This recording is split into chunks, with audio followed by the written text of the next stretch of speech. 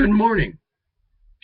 It is Christmas 2013. What does Christmas mean to you? Now, in these past few days, we've been experiencing a power outage.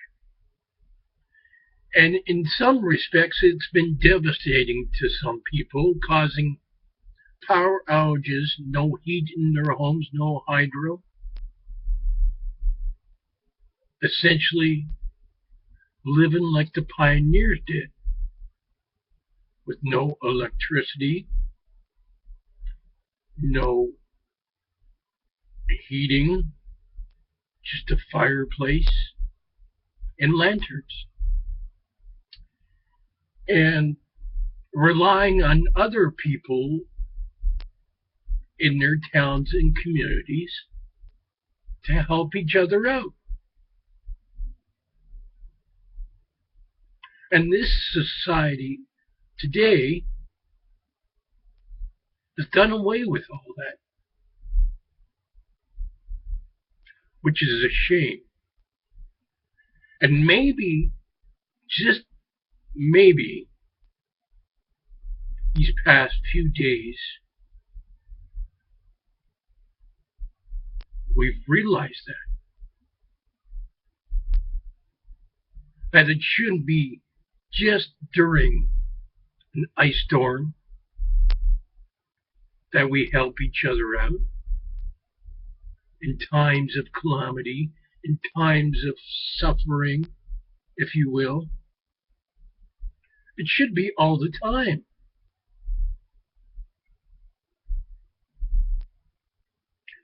Now, Christmas is a time that we prepare. Prepare what? Is it to prepare our gifts that we give to one another? Is it to prepare the big turkey dinner for our family and friends?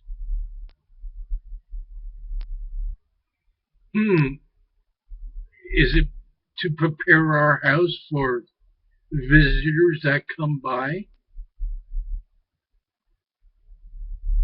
I say no. That is nice, but that's missing the real meaning of Christmas. What we should be preparing for is a baby boy. And today is the essence. Today, that baby boy has arrived. And that baby boy was humble. That baby boy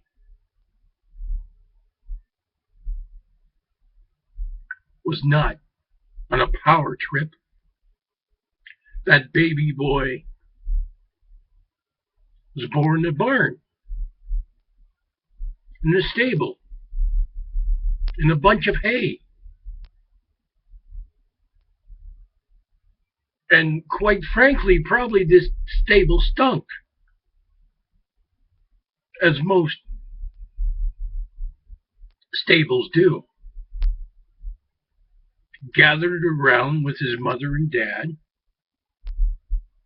because there was no room at the hotel, no room at the bed and breakfast.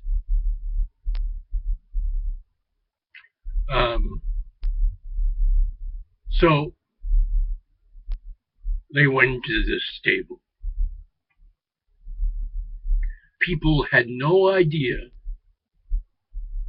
what this event signified.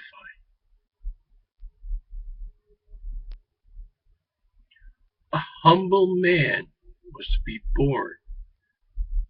A humble servant of God was to be born. In fact, the servant of God was God in human flesh. He was born to save humanity from all its crap. Yes, I'm getting down to the nitty-gritty. To save humanity from its crap. Its idiosyncrasies, its sin, and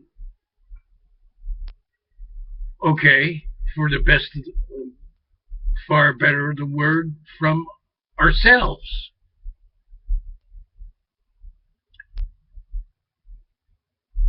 And in order to do this, he came down to serve others.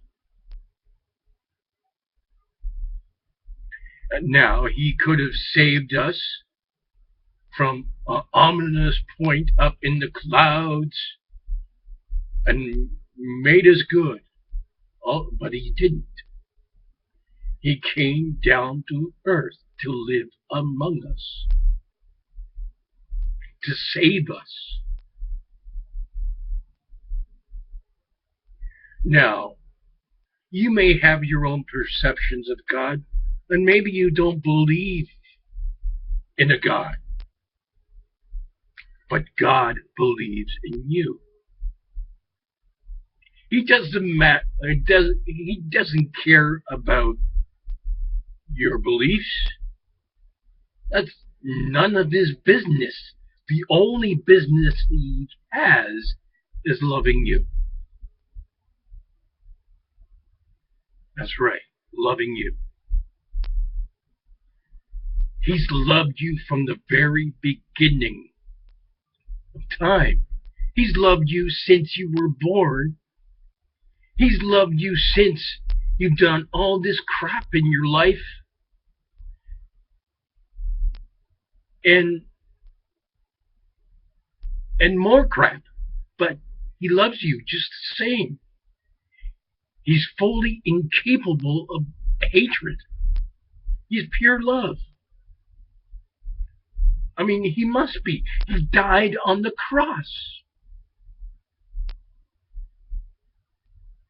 How much love do you want? Some people say, oh, God is a vengeful and suffering God. Where do we get this vengeful God? He died on the cross. He took all our sins in. Where do we see a hateful God in that? And maybe this Christmas we'll realize that we need this light that came into the world to save us from ourselves, to get rid of the crap that's in our minds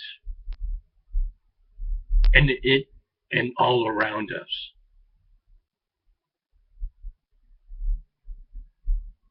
And maybe, just maybe, we'll learn to help each one another out as we were supposed to. Look at the pioneers. They had no heating. They had no hydro. Heck, they probably went through dozens of ice storms in their lifetime, but they still survived.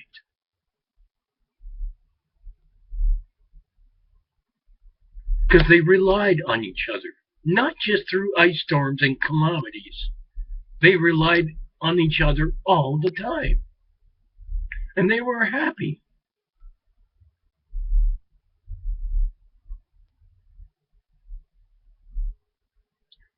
This Christmas,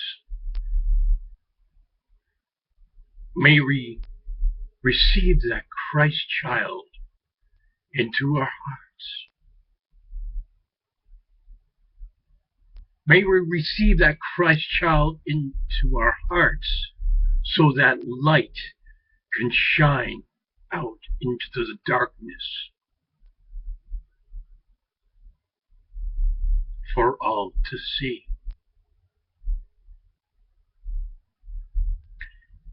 I wish you a Merry Christmas,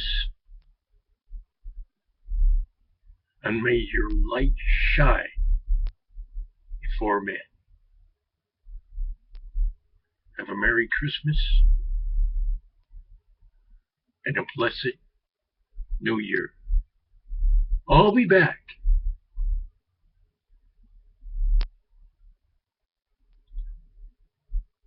at Easter with another talk, a little homily.